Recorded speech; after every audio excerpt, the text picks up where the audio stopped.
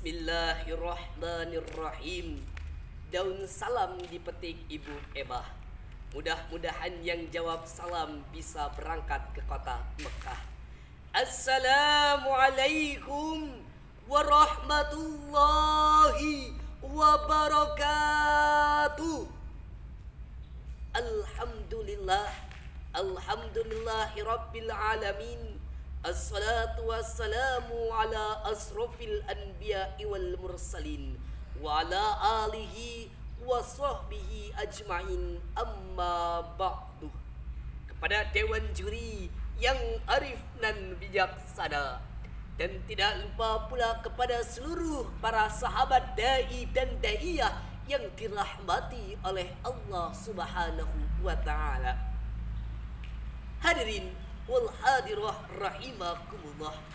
Profesor Dr. Randes Ali Mustafa di dalam buku besarnya beliau mengatakan bahwasanya muslim milenial adalah muslim yang hidup di zaman era globalisasi, yang mana kehidupannya dihiasi oleh kecanggihan, baik kecanggihan alat transportasi maupun alat komunikasi.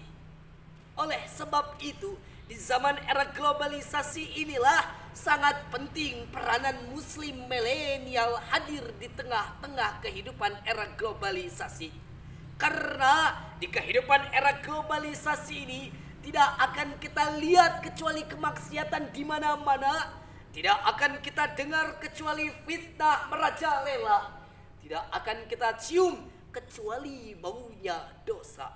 Oleh sebab itu, dengan peranan muslim milenial di kehidupan era globalisasi ini sangatlah penting. Lantas timbul sebuah pertanyaan, lalu apa peranan muslim milenial di kehidupan era globalisasi ini? Maka sebagai jawabannya tidak lain, peranan muslim milenial di kehidupan era globalisasi ini ialah untuk mempersatukan ukhuwah Islamiyah dan ukhuwah insaniyah. Hadirin wal hadirah rahimakumullah. Lalu apa ukhuwah Islamiyah itu? Menurut Dr. Randes Al-Quraisy As-Sihab di dalam kitab tafsir Al-Misbahnya, beliau mengatakan bahwasanya ukhuwah Islamiyah adalah persaudaraan antar sesama agama, sebagaimana Allah Subhanahu wa ta'ala berfirman yang berbunyi, innamal mu'minuna ikhwah, sesungguhnya tiap-tiap orang-orang yang beriman ialah bersaudara.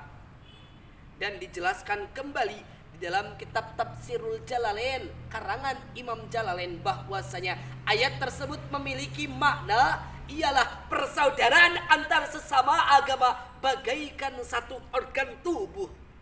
Jikalau yang satu merasakan sakit, maka yang lain pun akan merasakan sakit. Apabila yang satu merasakan bahagia, maka yang lain pun akan merasakan bahagia. Lalu apa itu ukhuwah insaniyah? Ukhuwah insaniyah adalah persaudaraan antar sesama manusia. Sebagaimana ukhuwah insaniyah ini sudah dicontohkan oleh pangeran kita, yaitu baginda Nabi Muhammad Sallallahu Alaihi Wasallam, yang mana akhlaknya yang wajib kita tiru, suri tauladannya yang wajib kita tiru. Sebagaimana dalam kisahnya ketika baginda Nabi Muhammad Sallallahu Alaihi Wasallam sedang duduk, Nabi Muhammad melihat jenazah yang sedang digotong di atas keranda melalui simpangan duduk baginda Nabi Muhammad Sallallahu Alaihi Wasallam.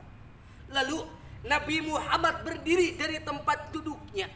Lantas ditanya oleh para sahabat, ya Rasulullah, kenapa engkau berdiri dari tempat dudukmu? Bukankah yang melewati engkau tadi itu jenazah orang Yahudi? Apa jawab baginda Nabi Muhammad Sallallahu Alaihi Wasallam? Wahai para sahabat, aku berdiri dari tempat dudukku semata-mata aku bukan memuliakan siapa dia, apa agama dia. Walaupun agama dia orang Yahudi, Nasrani, bahkan bukan orang Islam, tapi aku menghargai karena dia sama-sama manusia. Hadirin wal hadirah rahimakumullah. Maka sebagai panutan kita untuk memperkokoh dan memperkuat ukhuwah Islamiyah dan ukhuwah insaniyah ini ialah penggalan Al-Quran surat Al-Hujurat ayat 13, bahwasanya menurut Imam Jalalain ditafsirkan dalam ayat tersebut bahwasanya Allah Subhanahu wa taala menciptakan manusia dari kaum laki-laki dan kaum perempuan, dan Allah jadikan berbangsa-bangsa dan bersuku-suku. Agar apa tujuannya? Satu tujuannya yaitu lita'arrafu, yaitu saling mengenal satu sama lain. Dan yang kedua yaitu hadis baginda Nabi Muhammad SAW yang memiliki arti tidak akan masuk ke dalam surga bagi tiap orang-orang yang memutuskan tali persaudaraan, baik persaudaraan antar sesama agama maupun persaudaraan antar sesama manusia.